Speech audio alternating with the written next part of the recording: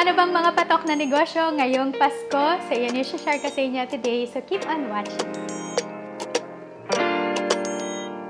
Hi everyone, it's Emmy Grace and welcome back to my channel. So marami nagtatanong sa akin, ano ba yung pwede naming gawing negosyo ngayong Pasko? So lalo na yung mga stay-at-home moms, nakagaya ko no, na alam niyo yun, pag magpapasko, ang dami talaga nating nagiging gastos. Pero alam niyo ba na yung holiday season or yung Christmas season ay malaki din itong opportunity para tayo ay kumita din ng extra money para din actually pang break even ng mga gastos natin pag Pasko. So ano ba yung mga negosyo na yon na patok ngayong Pasko na pwede naman natin gawin kahit na meron lang tayong maliit na puhunan. So, yun yung share ko sa inyo.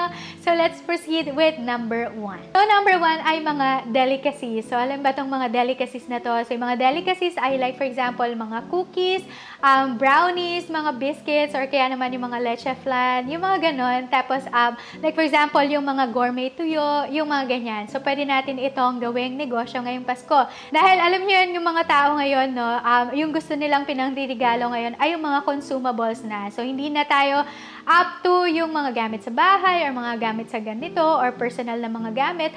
Kundi gusto na rin natin pinangririgalo yung mga consumables or yung mga kinakain or mga nakakain. So, like for example nga yung mga cookies or kaya yung mga brownies. So, pwede din ito. Ngayon, merong patok na patok din actually yung mga sandwiches na alam yung mga sandwiches na sobrang very aesthetics din. Kahit yung kanilang mga packaging. So, yan. Pwede na din natin tong gawing negosyo. So, paano ba natin gagawin yon kung meron lang tayong maliit na puhunan? Or kaya naman hindi ako marunong mag-bake or wala akong gamit na sa baking para makapag-come up ako ng mga cookies or ng mga brownies na kagaya nito. Well, actually, ang pwede natin gawin ay lumapit tayo or kumausap tayo ng mga sellers na mga bakers na nagbe-bake ng mga cookies or ng mga brownies at yung ibang mga delicacies. Tapos, magre-resell tayo. So, pwede yun.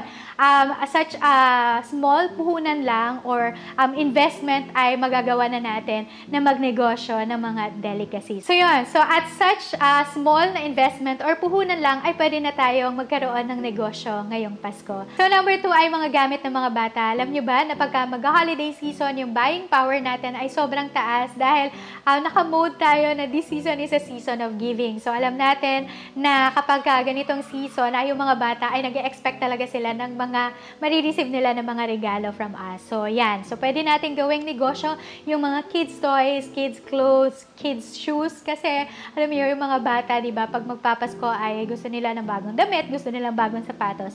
Or kaya naman yung mga magulang talaga, yung may gusto na kailangan may bagong damit or bagong sapatos yung mga anak ko. So, yun. Pwede natin gawing negosyo itong mga kids toys or yung mga gamit ng mga bata. So, paano naman kapag maliit lang yung puhunan ko? Alam nyo ba na merong place sa Divisoria na makikita kayo doon na sobrang daming mga toys na sobrang mura lang talaga nila.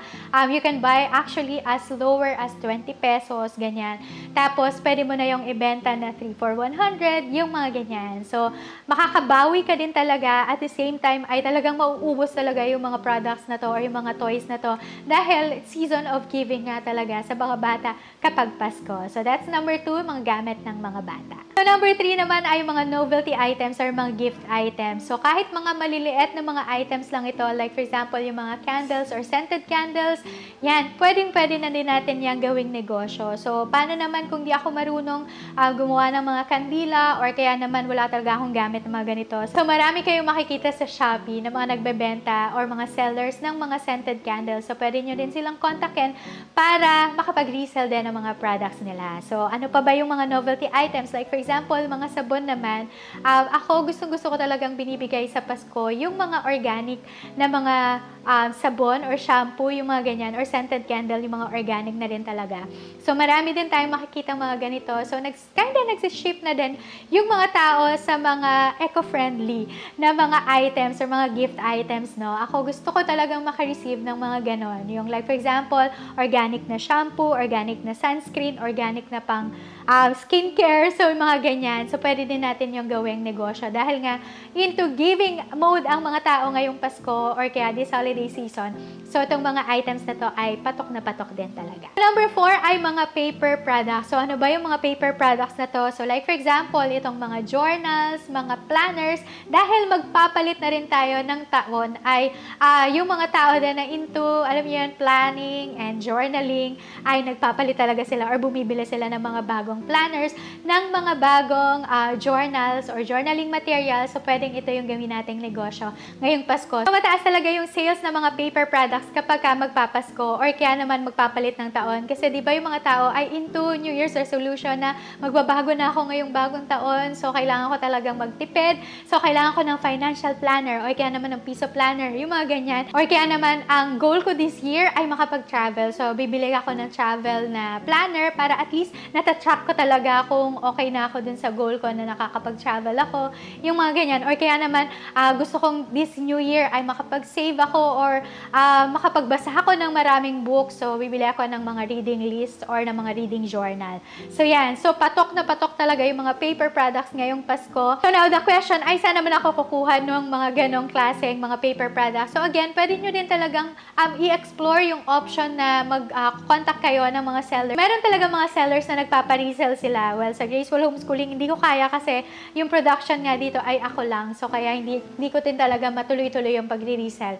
Pero anyway, so meron kayong makikita sa mga Facebook na mga groups na nagpapa-resell sila ng mga paper products na ginagawa nila. Or kaya naman, kung meron kayong mga printer naman at meron kayong mga gamit sa bahay at meron kayong puhunan, pwede nyo namang i-explore yung maghanap kayo sa Facebook ng mga Facebook groups na nagbebenta naman sila ng mga templates. So, meron ganun eh. Meron akong sinalihan na group na nagbebenta sila ng mga templates, ng mga planners, ng mga journals. Pwede kayong bumili ng mga templates, tapos meron na din yung license to sell na pwede nyo din ibenta yung mga journals at yung mga planners na yun. So, yan. So, ito yung mga negosyo or mga business na nakikita ko na patok talaga this Christmas or this holiday season. So, I hope na nakatulong ito sa inyo, lalo na dun sa mga stay-at-home mom na nagtatanong sa akin na ano ba yung pwede namin pagkakitaan ngayong Pasko. So, there. Maybe ito ay part 1. So, baka magkaroon pa ako ng part 2 na ganitong video content. Pero kung interested kayo sa pagiging Shopee seller, TikTok seller, or kaya Shopee affiliate at TikTok affiliate, so i-browse nyo lang lahat ng mga videos sa aking channel. So, thank you so much. And kung nakatulong itong video, please give this video a big thumbs up. At mag-join ka na rin sa Graceful Homeschooling family. I-click nyo lang yung subscribe button at i-turn on yung notification bell for more videos like this. And I hope that I'll see you again on my next one. God bless everyone. And I will see you around. Bye, everyone!